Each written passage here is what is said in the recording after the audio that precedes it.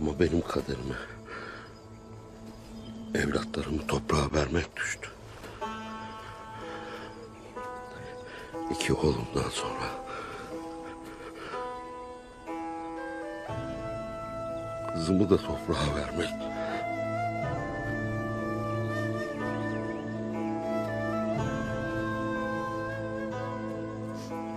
Bunca diyar gezdik. Her bastığımız toprakta bir can verdik.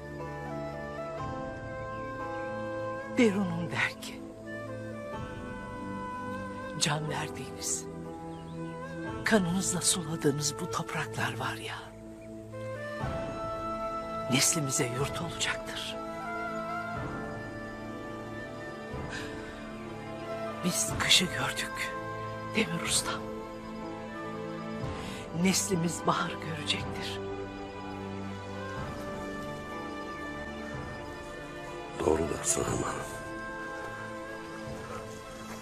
Doğru dersin.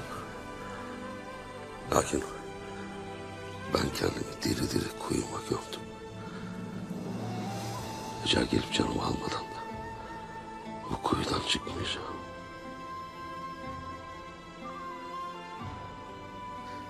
Hem benim derdim ne ola ki Hayma Hanım?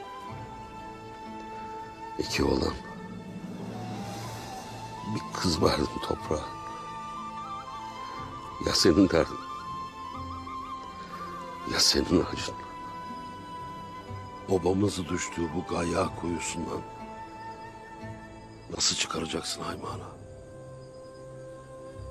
Bu kadar ahali ağzından çıkacak tek bir kelama bakarken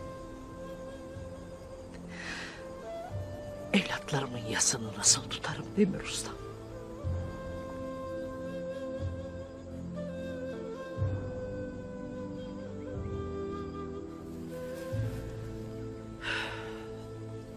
Ben acımı gönlüme gömdüm. Bu millet var olsun da. Varsın biz acı çekelim.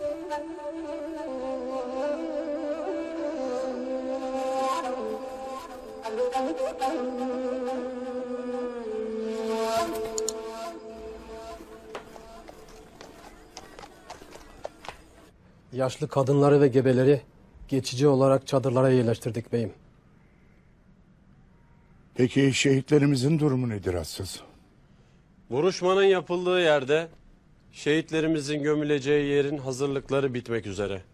Akşam cenaze namazından sonra şehitlerimizi toprağa vereceğiz beyim.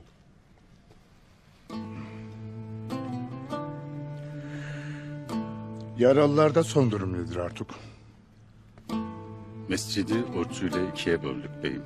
Orada kadınlarla erkekleri, ebe kadınlarla tedavi aldık. Var olun. Elleriniz dert görmesin beylerim. Bildiğiniz gibi kardeşlerimiz kayılara kucak açtık. Onları perişan, aç susuz dağlarda bırakmadık. Yaralı